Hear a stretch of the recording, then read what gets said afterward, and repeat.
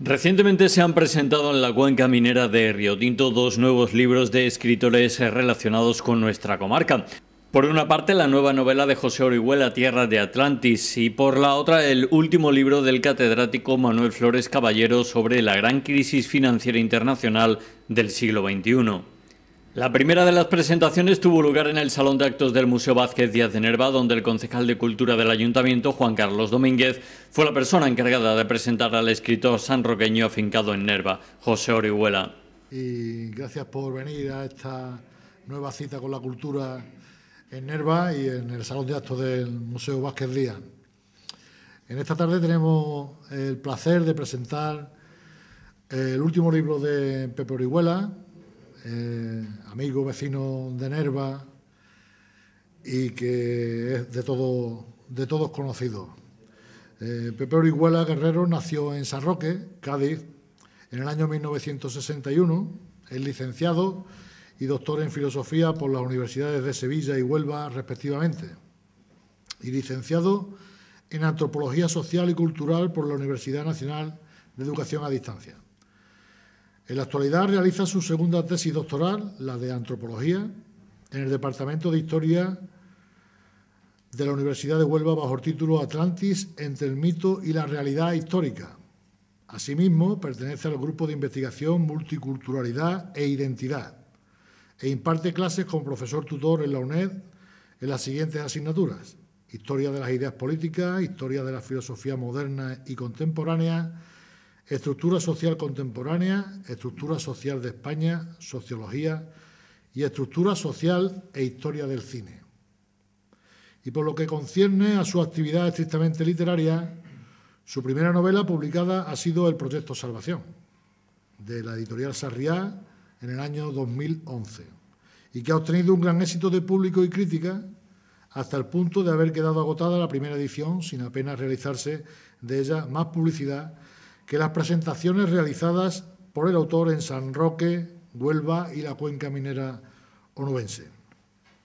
Asimismo, está ya en prensa para su próxima aparición un libro de relatos cortos titulado Los papeles del lector, que incluye las siguientes piezas de variada temática: El lector, de fantasía, Noches de copas, ficción; El ídolo, ficción histórica; El cuaderno, ficción cotidiana; La posada, de terror; Espartaco, social; Calle larga, autobiografía; y El pañuelo rojo, de ámbito social. En la actualidad está escribiendo dos nuevas novelas, El guardián y La araña, así como una obra de teatro titulada Rebelión en el cielo. Creo que con esta breve semblanza que hemos hecho de la persona que nos acompaña hoy, que ha tenido la gentileza de presentar su último libro, Tierra de Atlantis, primera parte, en Nerva, queda demostrado que su labor cultural y de escritor es bastante prolífica, y esperemos que los éxitos le acompañen y que siga siendo tan fructífera en muchos años más. Con todos nosotros, Pepe Orihuela y su último libro, Tierra de Atlantis, primera parte. Muchas gracias. Muchas gracias, Juan Carlos. Muchas gracias a todos vosotros, amigos y amigos, por venir aquí esta tarde a acompañarme y arroparme en la presentación de Tierra de Atlantis, mi segunda novela, que, como la primera, Proyecto Salvación, he decidido que la primera presentación sea aquí en la ciudad de Nerva. Voy a empezar la charla contando una historia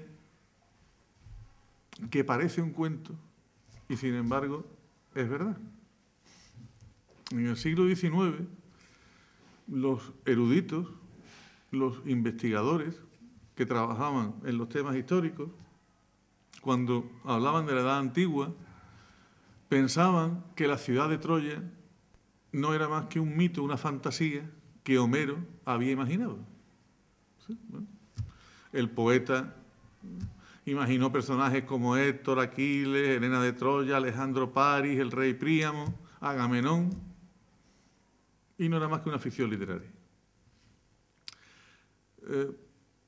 Por allá, por la década de los años 30 del siglo XIX, un un chico escuchaba de su padre unos cuentos. Su padre era muy aficionado a la mitología clásica.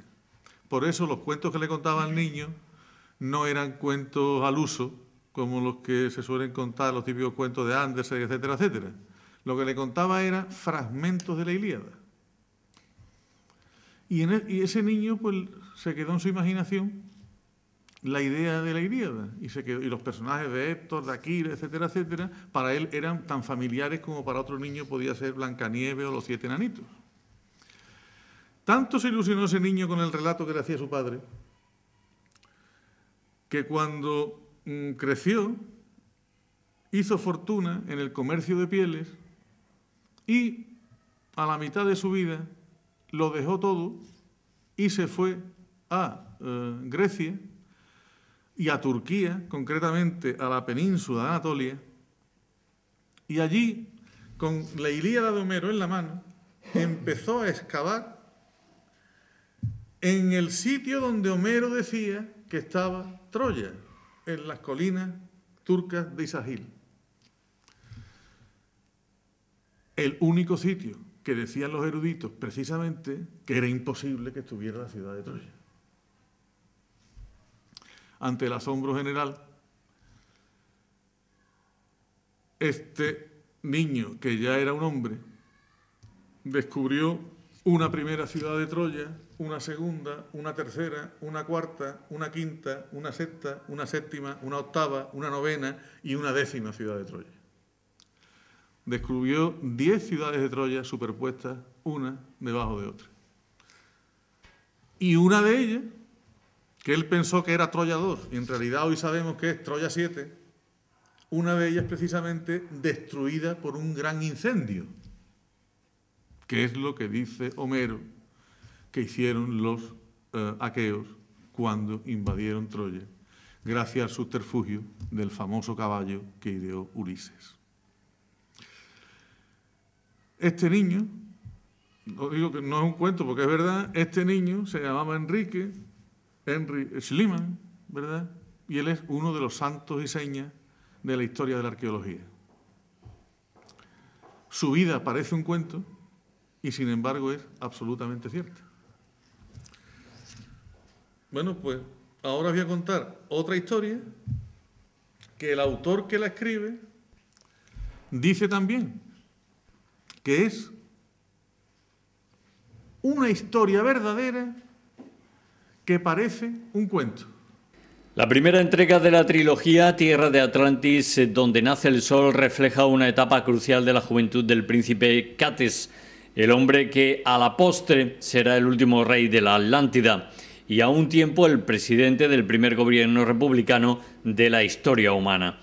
Una reflexión sobre el poder y las formas de gobierno, sobre el crimen como instrumento político, sobre el sentido y finalidad de la administración de la justicia, todo ello en un marco temporal anterior al imperio de los valores judeocristianos. No se trata aquí de una Atlántida mística o de raíz extraterrestre, sino fiel a la que dibuja Platón en Timeo y Critias, un lugar donde la civilización agrícola se instauró mientras el hombre de Europa occidental vivía aún instalado en un modo de producción cazador-recolector. La presentación de este libro la podrán ver de forma íntegra en su televisión municipal el martes a partir de las 8:30 de la tarde. La segunda de las presentaciones literarias tuvo lugar en la localidad vecina de Minas de Río Tinto, concretamente en el Salón de Actos del Museo Minero de la Fundación Río Tinto. Se trata del último libro del catedrático de la Universidad Rey Juan Carlos de Madrid, Manuel Flores Caballero, La gran crisis financiera internacional del siglo XXI, la ruptura del modelo productivo español, que se encargó de presentar el rector de la Universidad de Huelva, Francisco José Martínez, tras la perceptiva bienvenida a cargo del director del museo, Aquilino Delgado. Como siempre, pues la Fundación Río Tinto y el Museo Minero es un honor recibir a investigadores de esta valía y estamos para presentar el libro de Manuel Flores Caballero. Es de todos conocido, Manolo, estás en tu casa.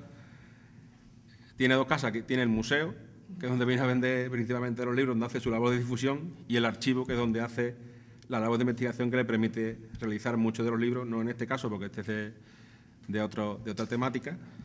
Y Y nada, seguimos con nuestra labor de dar a conocer el patrimonio y lo que se hace de cultura en la zona. En este caso tampoco es exactamente eso, pero es un honor acoger a este acto.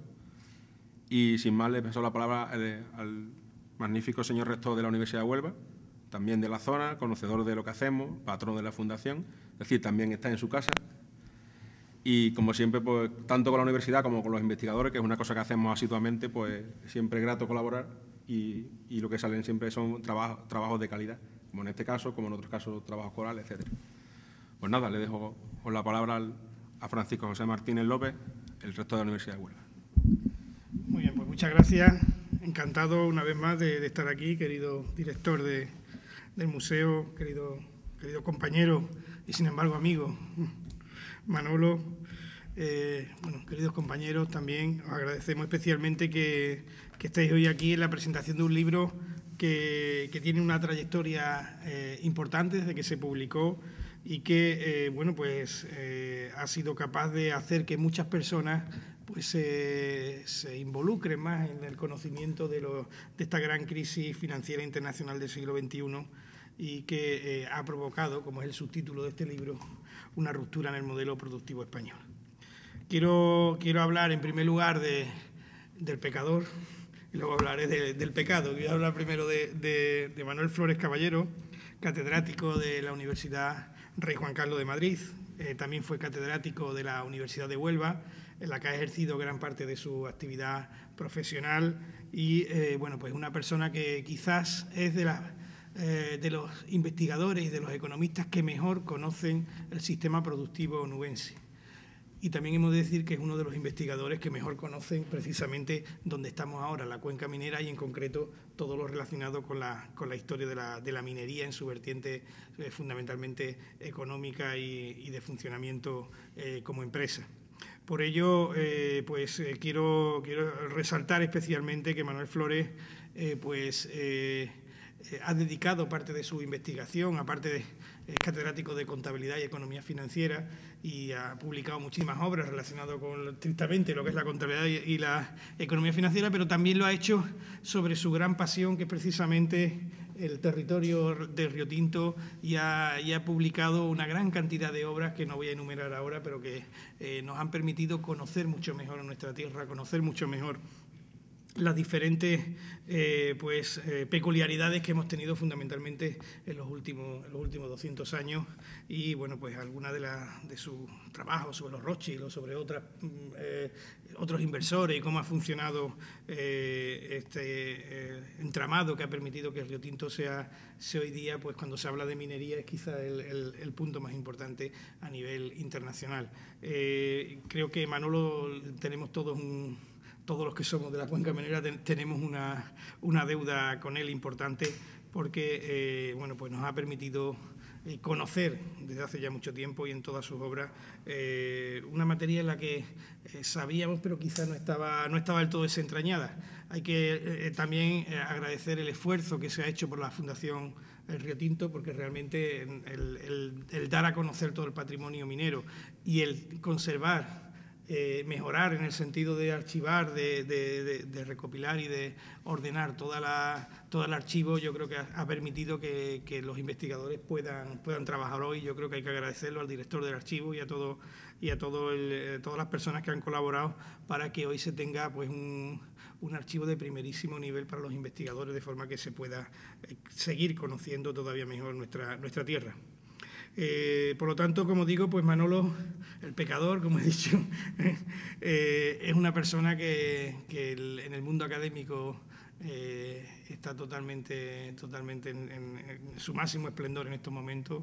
El hecho de que muchos profesores que hoy estamos en la universidad ya hemos sido compañeros y alumnos suyos, pues también nos sirve para reconocer ese esfuerzo que ha hecho durante tantos años. Respecto al libro que hoy se presenta, la gran crisis financiera internacional del siglo XXI, ese que he dicho que es el pecado, por decirlo de alguna manera, pues si alguien está interesado en conocer qué nos está pasando en un momento tan especial, creo que este es el libro.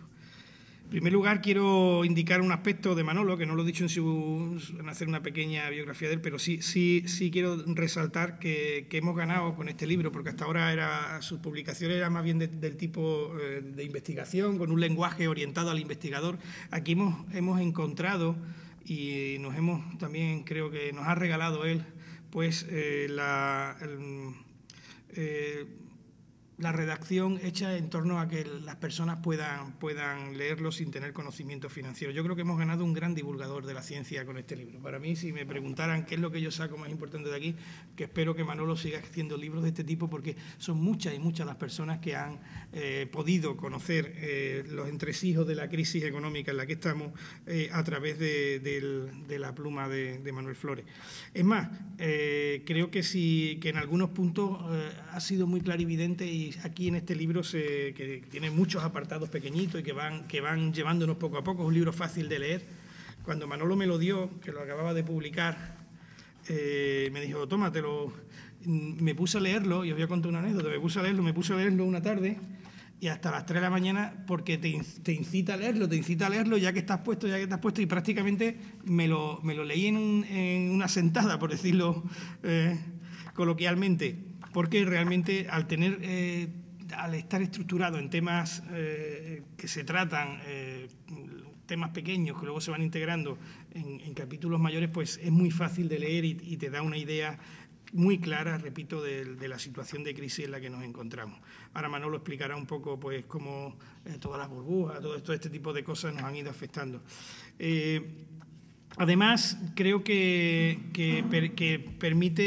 da una visión histórica, su vertiente historicista, gracias, entre otras cosas, a que ha investigado tanto la historia de Río Tinto, pues su vertiente historicista pues le ha permitido ver esta crisis desde un plano de gran angular, un poco más alto de lo que no se ha metido directamente en la crisis como hacen otros libros y te explican, ha empezado a hablar de por qué hemos tenido tantas crisis.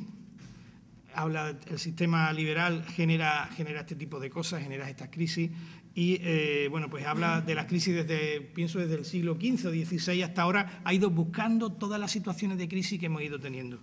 Nos ha remontado a la Biblia, que ya hablaba de los años de vacas gordas y vacas flacas, pero bueno, se ha remontado desde que tenemos una economía de mercado liberal o neoliberal, pues se ha remontado a esa época en la que las crisis se han ido sucediendo.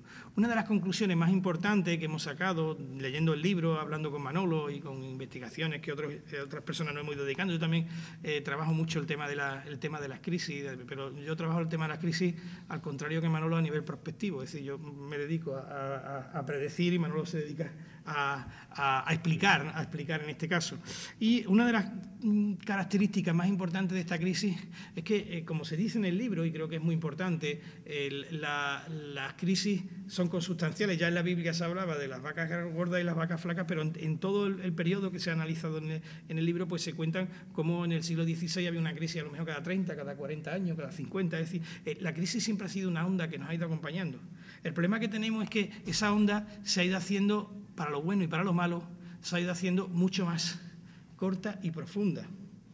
Ya no es una onda muy larga, que en una generación te puede tocar o no te puede tocar, sino que tiene picos muy altos de optimismo y picos muy bajos de pesimismo, pero muy cortos. De hecho, lo más importante que se puede sacar en conclusión es que empezamos con las crisis del año 73, el año 80, la del 92, la del 2000, la del 2008, la del 2012, porque la crisis que tenemos ahora no es la del 2008. Esta es otra, que tiene otras implicaciones mucho más preocupantes que la del 2008, que es la que Manolo empieza a publicar.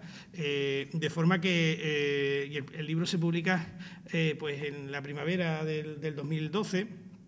Y bueno, pues desde la primavera, fijaros que no ha pasado ni 6 meses, o mucho menos, y la crisis ha cambiado. Yo ya a esta crisis que estamos ahora, la del 2012, le tengo más miedo que la del 2008, porque es una crisis que tiene ya unas repercusiones sociales, económicas, más que financieras. Ya no es una crisis que ocurre entre bancos y empresas, es una crisis social, por decirlo de alguna manera. Y por ello creo que este libro es muy recomendable que se lea, que se busque, analiza sin ningún tipo de problemas todos quiero decir, sin tabúes, no deja ningún tema, sino habla claramente y creo que de forma muy efectiva, y quizá que es la más compleja de la crisis, que es la crisis financiera, la explica magníficamente. Habla de la crisis productiva, habla de la crisis del ladrillo, habla de las diferentes burbujas, porque no ha habido una sola, ha habido muchas, y aquí se van describiendo una a una, con muchos ejemplos. Yo creo que todo el que lea, con muchas estadísticas también, muchas tablas, de forma que todo el que lea el libro pues tendrá la posibilidad, repito, de aprender, de conocer, y seguro que de apreciar a su autor y de ver cómo en esta situación en la que estamos, en la que todo el mundo vamos en un túnel en el que todo el mundo quiere ver la luz del final. Y bueno, pues ya cada uno que saque sus conclusiones. Como digo, yo me dedico precisamente a hacer predicciones y no voy a estropearos el día. Aunque sí estamos seguros de que volveremos a tener periodos, como digo, estamos enrutando en una crisis detrás de otra, y estamos preveyendo que habrá una gran crisis que será sobre el 2020, 2025. Hay otros que piensan que va a ser en el 2035, de diversos investigadores, una gran crisis que cambie nuestro sistema de gestión de las empresas, de sistemas de gestión pública, que cambie la sociedad en rotundidad. Yo creo que no debemos de tenerle miedo a las crisis. Estamos es cierto que nos afecta a todos, pero también de las crisis se sale en muchos casos reforzado. La palabra crisis desde el punto de vista oriental es un periodo de cambio en el que siempre se gana. De forma que efectivamente hemos pasado por tres grandes... Voy a ser muy breve, Manolo, porque luego Manolo... Voy a ser muy breve. Desde nuestro punto de vista hemos pasado por tres grandes eras en la historia. Nosotros dividimos la historia nada más que en tres partes, que creemos que compilan todo lo que ha ido ocurriendo.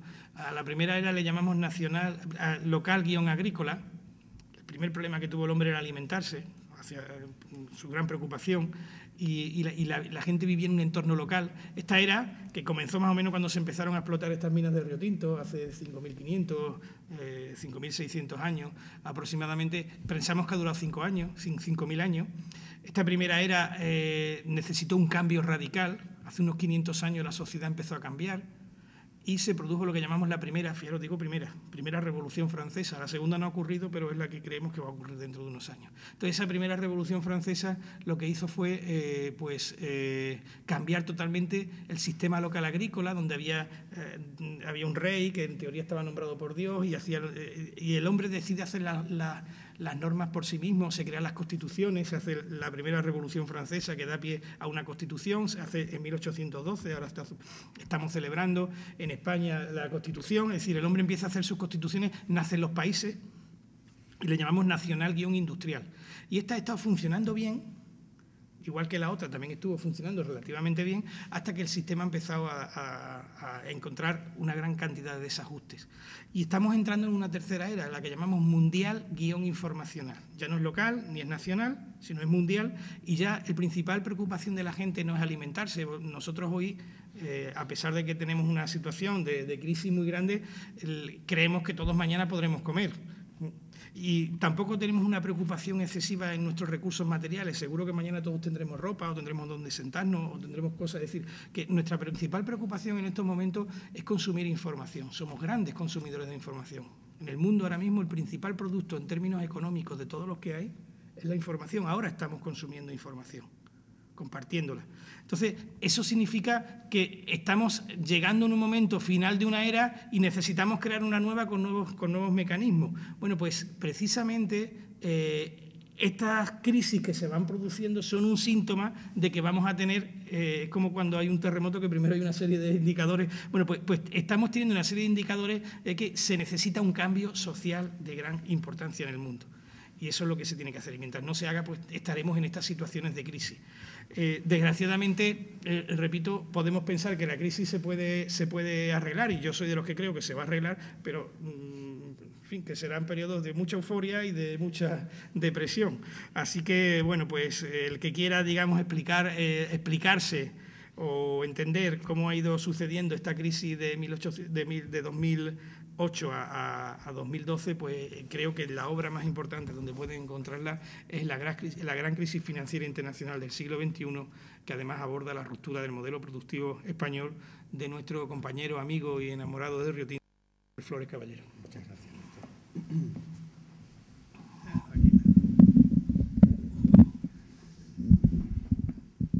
Bueno, ante todo, buenas tardes, y deseaba, por encima de todo, pues hacer un recordatorio a este gran poeta de Riotinto y amigo mío y amigo de todos posiblemente, que es Juan Delgado.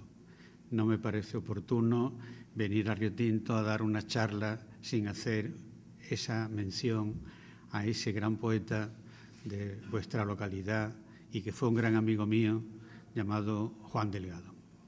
Pues bien, paso ante todo a darle las gracias al rector de Huelva, que como siempre tiene las puertas abiertas de la universidad, y desde que empezó a ser rector y vinimos una visita, pues de alguna forma ha quedado enlazado perfectamente con la fundación, y acabamos de ver en la Casa de Consejo que de alguna forma es una actuación que está haciendo también la Universidad de Huelva, ¿no? El rector, a su vez, pues que ya está, digamos, acabando su mandato dentro de pocos meses, pues de alguna forma hay que reconocerle la gran labor de haber hecho un esfuerzo titánico desde que se incorporó por mantener una austeridad enorme en la universidad y quedarla, digamos, lo más limpia posible de endeudamiento, con lo cual una recesión de este tipo es digna de agradecer, cosa que no sucede en las demás universidades. Al mismo tiempo también quisiera trasladar mi agradecimiento tanto a la Fundación como a las personas que siempre colaboran conmigo y que me ayudan y que facilitan todo, como es José María Mantecón, como es el caso de Aquilino y como es el caso también de Juan López, ¿no? Por lo tanto, a todos ellos mi mayor agradecimiento. Y como no puede ser de otra manera, pues también agradeceros a todos vosotros que estáis presentes aquí para que yo os pueda contar qué es lo que sucede, qué es lo que de alguna forma se viene vislumbrando desde hace bastante tiempo, qué es lo que nos preocupa hoy y cómo ya hemos llegado a una situación donde una prima que no conocemos nadie hoy es familiar para todo, ¿no? Es decir, que esa prima de riesgo que antes no la conocía absolutamente nadie, pues ahora resulta que nos hemos familiarizado y todo el mundo está preocupado si sube, si baja, si el tipo de interés más alto o el tipo de interés más bajo, ¿no? Bueno, pues para hacer, digamos, un planteamiento donde podamos decir de qué vamos a hablar, pues vamos a decir primero, antes que nada, que estamos en una situación donde lo que podríamos encontrar más parecido es el año 29. Eso que hemos llamado tantas veces la crisis del 29, la recesión de los años 30. Si os acordáis la película Lo que el viento se llevó, el juramento de O'Hara que dice: juro por Dios que nunca más volveré a pasar hambre, ¿no? Se refleja en el cine lo que fue la recesión de los años 30. El onubense Flores Caballero se centró en su exposición en analizar la evolución de la economía española desde 2005 hasta la actualidad. Así describió que cuando se empezó a titularizar y a tasar de forma elevada los inmuebles, se favoreció la figura del intermediario y se descontroló la gestión de las hipotecas. En este sistema a un promotor se le podía conceder una hipoteca por el valor de los inmuebles que iba a construir y no por el coste de la obra del mismo, algo que no sucede en otros países. Por eso, al bajar las ventas de pisos y con ello su precio en el mercado, se habían dado tantas hipotecas a promotores que bancos y cajas quedaron en situación de quiebra. Y si se deja caer un banco, pierden los ahorradores, no los especuladores. Ese fue el error de Bush al no rescatar al Lehman Brothers. La presentación de este libro la podrán ver también de forma íntegra en su televisión municipal el miércoles a partir de las 8:30 de la tarde.